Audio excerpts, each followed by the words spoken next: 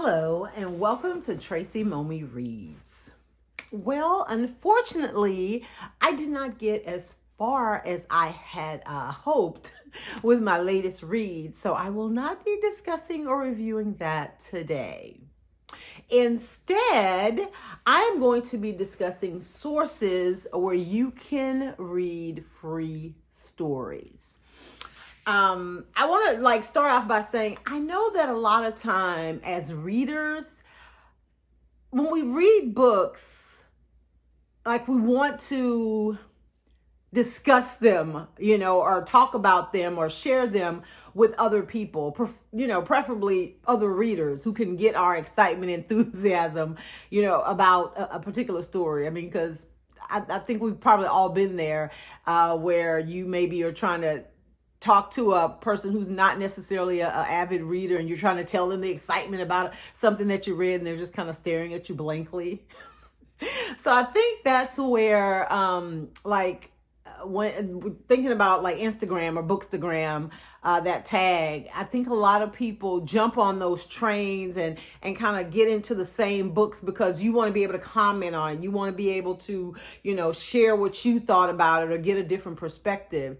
So a lot of times, you find yourself buying books that people are talking about or that you see kind of trending, or, new books that are coming out.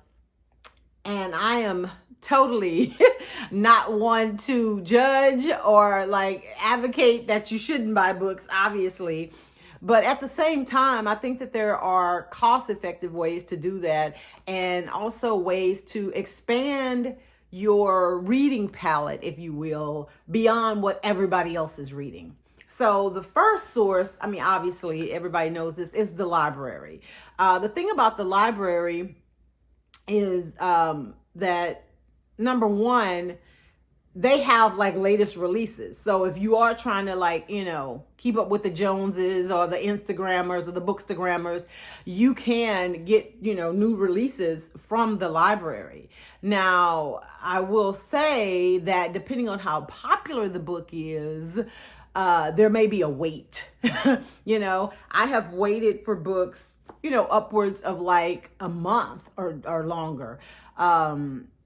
To read them, but I've never been in a hurry. If it's a book that, I need to read this when it first comes out, and there have been several, then I go ahead and buy it, whether I buy the hard copy or whether I get it on my Kindle, if I really want to just dive into it, soon.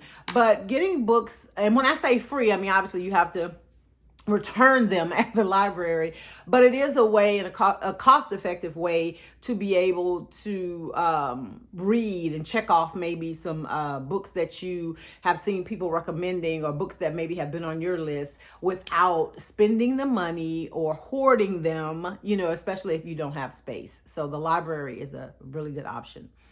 Number two, there are places online that you can read stories. Now, a lot of the next couple of things that I'm going to recommend, and these are not popular stories or stories that everybody's clamoring to read and discuss, but they are very good stories. If you're like me, I just love a good story. I don't necessarily have to be reading what everybody else is reading, or discussing what everybody else is discussing real time. You know what I mean? Because a lot of times I've read popular books a year or two after the hype has died down. And if you've been following my channel, sometimes I may review books that maybe people are like, I've never heard of that. What is that? Because I just like the written word. I just like a good story, and it doesn't have to be by somebody that's on the New York Times bestseller. So having said that, these next few sites are short stories that are well written by authors, because once you pen that story, you are an author, but that may be under the radar, or just may be that, these writers are just wanting to share their work, or they're doing some free writing, or trying to just get a reaction from their stories before maybe they go mainstream. So one of the sites is Electric Literature, and that is at electricliterature.com. And it is it's just a digital platform where writers and storytellers share their stories. All kinds of stories, from fiction to romance to erotica to historical fiction. The genres are, kind of all over the place, and the stories are just as diverse as a lot of the authors. So if you're looking for a break, and some of the stories are shorter in nature. So if you're looking for a break from reading mainstream fiction, or you want to just something different that maybe you wouldn't have known about otherwise, I would check out Electric Fiction.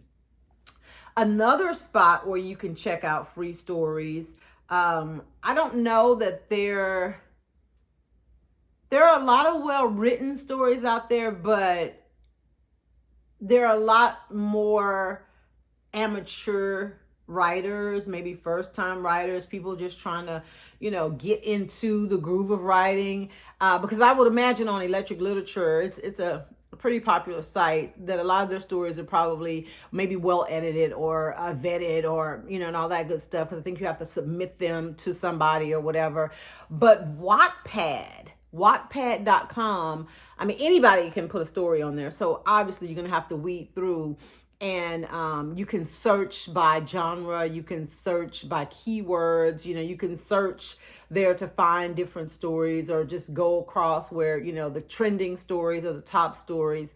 But like I said, anybody can post a story on there, so whether they're going to be well edited, that's a whole nother story, because I've read some really good stories on that platform, but they were kind of ripe with errors as far as grammatically. But for me, because I'm not so much of a stickler, if it's not a professional document, or a professional person sending something out into the world, or someone trying to be what's the word, like somebody trying to be sassy or critical, and then they post something, and while they're trying to chastise the world, they have misspellings and missing punctuation, that annoys me. But I can read stories that make sense. Okay, maybe the comma is in the wrong place, or maybe they should have used this word or that word, but it doesn't take away from the story so much.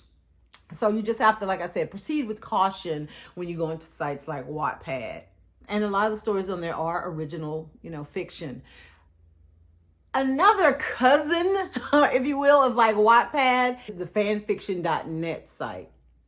And the thing that makes it different from Wattpad, for those of you who don't know, what fan fiction is that the stories on fan fiction are, well, some of them are original in that the plot, the dialogue, things like that may be original for the particular writer that's writing the story.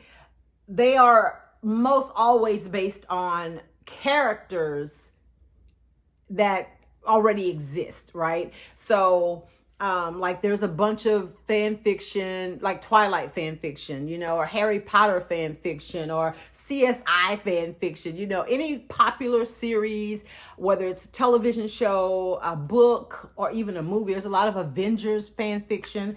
And what those writers do, they use those already established characters, because if you're a fan of those shows or those books, you're familiar with Hermione or Ron or Harry. You're familiar with their appearance. You're familiar with their personalities. So they kind of take what J.K. Rowling has already given her fans, but maybe they put, Harry is like the superintendent of a school, or, Ron may be a landscaper, or Hermione might be a stripper. I mean, the stories that these people come up with, they are pretty, some of them are really amazing. But again, they use those same characters. So a lot of times it's going to be the same physical descriptions. I mean, they're not going to say, oh, Ron had, inky jet black hair, when obviously he was a redhead. But there, like I said, there are some really well-written stories on fan fiction as well. You can also check with some of your favorite authors. Sometimes they have on their own personal websites, they may have like, free short stories or prequels to some of their books, or snippets or something like that. if you're looking for like a quick read. My website, tracymomi.com, if you go under the books tab and scroll down on that page, I have 6 free short stories on my website. 2 of them are connected to my first book, What Was Missing. And I did a kind of like a, I guess, a one shot or off shot to talk about both the main characters' mothers, who were kind of like, you know, if you read the book, you know that there was some issues with both their moms, and I kind of like give them their own stories to kind of explain or talk more about the women that they are, the women that they became, or why they were that way. And now I will mention that, I mean, if you have plans on reading my first book, that there will be some spoilers in those 2, you know, one shots or off shots from that story. But yeah, so I have, you know, like I said, I have about 6 short stories. One of them is also, it's not really a story so much as it is like a life's little instruction manual type thing with quotes and meanings and stuff like that. But yeah, you know, there's so many other, you know, options, I'm sure. So there are a lot of sites out there. That was just a few that I named. There, like, if you Google free stories or free short stories, so many sites come up. I mean, there are a lot of flash fiction sites. There are a lot of sites that have erotica stories, science fiction sites. And again, a lot of these authors are putting their stories out there for feedback. Maybe they're trying to flush out a story that they're not able to turn into a full-length novel, and they just, you know, because if you're a writer, having those plot bunnies in your head that you can't even get anything else done until you get that story out, sometimes a lot of people do that as well. So yeah, check out some of those sites, and don't limit yourself to just reading what everybody else is reading or reading what's on the New York Times bestseller. Because I think you miss out on some really incredible stories. And if you have a site, or you know of a site where there's some good, you know, free stories to read, drop the link in the comments. Thank you guys so much for watching. Make sure that you subscribe to my channel. Thank you to everyone that already has subscribed. And you guys have a great weekend. See you next week. Bye.